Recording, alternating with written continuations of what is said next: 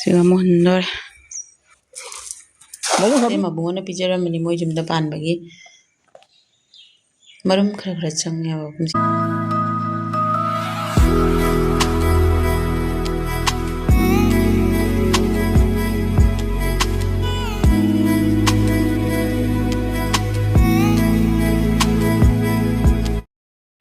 Ma'am,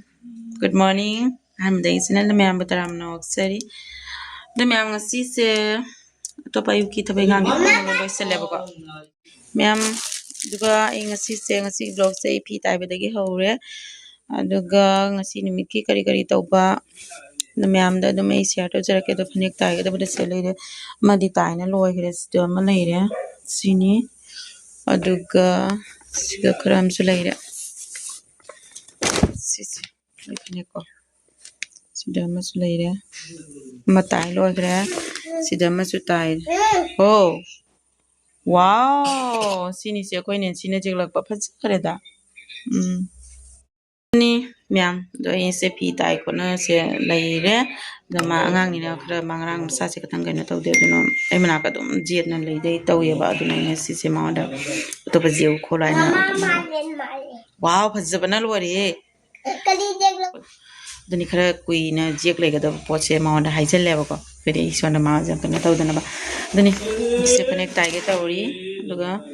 dengan segi blog se kai taw ba ma khata ma'am dum yamina si share ta jara ke yamina ko ise ma ina si phi tari ko le ma kana taw de taw ra ma ba na ma da ma jigning ma do ma je u je wa na hajala ga du ri ma dum son da ma wa khana don le re ngona je lak tre na jam duna do taw ri ba ma je ko je ngon je ngan de kan na re den ma'am ma dalo ko da ma bu nga pha le ra hon ngi dare 1 2 1 2 do ichili kajing ni chini nga so mi singa mi ko sigi ko o bra ising ya phajana kang dhare bo mo na mo ma no silba mi singi o bra nang ma mi je ga ni ising manung da thok ro kari guru du ne kai ne ko nga ha ko mi ni kari guru du nga kai ma ita uramba kari guru du singalo nga fa da ko je no phang ha fa da certificate bang ka ngu ni ke je san ma ko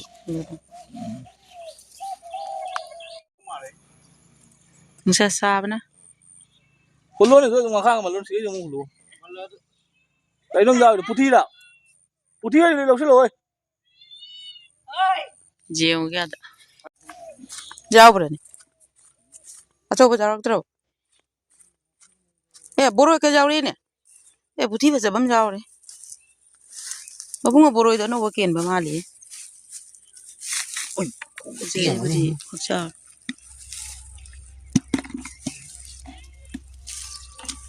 कहीं नहीं तारे नम सी बोरो दो इसिंग मनम नम money जा जा खाजिंग ju जाओ से मुका ngara ke nam le cho chani cái lò khôi thế lo tu chắc pa rồi chắc khadi na mem te kala khadi na thore yung burum chang ngara ngi ning thinda chalu re mene lo siga mohondor mo mo sabi na idang jete wow jam ja tar ao mo jete sa yena ne mashallah ja tak chingala jeng na is rijang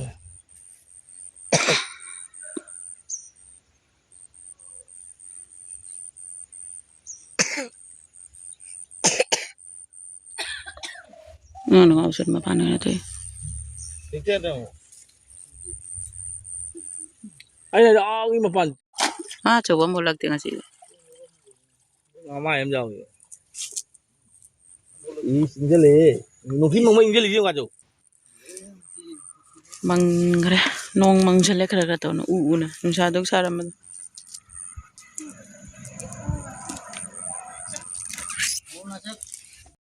apa ba jing chapra ma ngasi lag la hale dum nai na tum hale ai ji phi tai parda mu tai re ba ko thong keno gi thong su duga khirki ga toraga samai tai ri babu gi mobile ꯃꯥꯡꯈ꯭ꯔꯦꯅ ꯍꯥꯏꯕꯗꯒꯤ ꯑꯩꯅ ꯅꯨꯡꯉꯥꯏꯇꯅ ꯐꯣꯟꯁꯦ ꯇꯧꯕꯤꯔꯦꯕ ꯁꯦ mobile ꯃꯥꯡꯍꯟꯕꯒꯤ ꯉꯁꯤ mobile ꯐꯪꯉꯦ ꯍꯥꯏꯅ ꯂꯧ ꯆꯠꯂꯦ ꯑꯩꯅ phone ꯇꯧꯕꯤꯕꯗꯒꯤ my mobile मांग रहे बाबू की चलो चलो पुनः लाओ गाड़ी तुम मांग लमनी मैम जोंचाक चागे तौरे जोंचाक से मबुंगों पीजरमनी मोई जुमदा पानबगी मरुम खर खर चंगे कुमसी सही अहानबा जोंचाक चादरे मैम ngasi खर खर चंगे तौरे मा मबुंगों की मोई जुमदा पाले न पीजरमे जाम हराउरे ngasi जोंचाक पीजरमसे मबुंगों माई मोबाइल अना फोन तौना फंगबीबैदमक्ता बाबूना से अꯩꯉꯣꯟꯗ पीबी अचा अथक पीजरे चाबै कुरकुरेगा लेसका सिना गिफ्ट जाउबदा माई मोबाइल अना फोन तौना फंगहल्लाने सी अꯩꯉꯣꯟꯗ पीजरगा तौइसबा ओइ बाबूना बंद्रा पीजदोरे दैना बंद्रा का चारोय माचिस पीजरेबा अदुनी मैम हजिक मोइना कायदन लई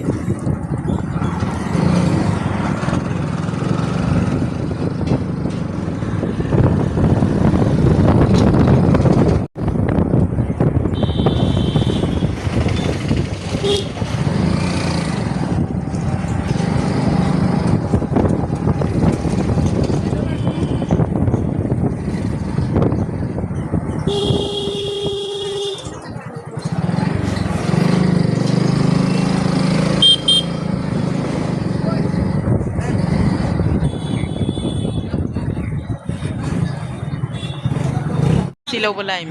सोफा की कवर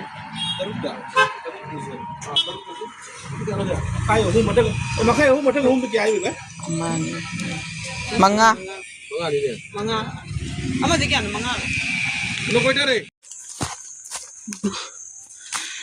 मैम से इधर था दना कोई सेबोट पामी पान ले सेबोट सोना सु मैम पाली है उसिरा सेबोट सोना पान बनी कुमनी सेबोट से जम देबा कने तौदे मरंग कायना पानदे हकुमदी जम मरंग कायना पाले दसे नेम नेमना पालम्मे दैना हेकेना हेगेको वाव से नेम नेमना पानबे वान से अनि ख अमा खदि पी से सी पी जेंग सी नुंदांगे खो nga thongani se चादो मिनंग चादो बो चादो बो वाव बजुगा तुंगा तो सलाने जिंगौ देगी तौरे चलो सिना मरिंगा लेरे सिदा इंजांग लेरे इंजांग मयानै सेमगे तौरे आलू अनौबने बसिना सिसे सिना कोई जुमदा थाबा ऑल ऐना मुलाजु फुलताई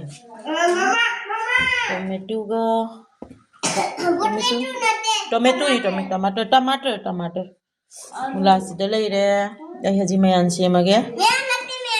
अस आलू सिदा लेरे मयान सी खरा सेम नाम जाम हचलो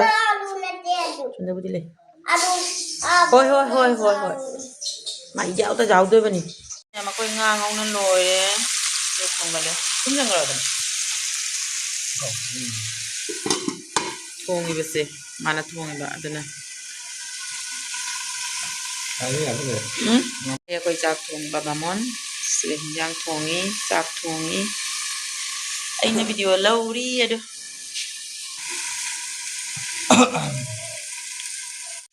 मैम कोई हिंजांग थांगदरे हाउदा मनम दी नुसियम लाएबो हाउरनी मैम सिना nga maringa हिंजांग माना थोंग नि जे बामन से लेरे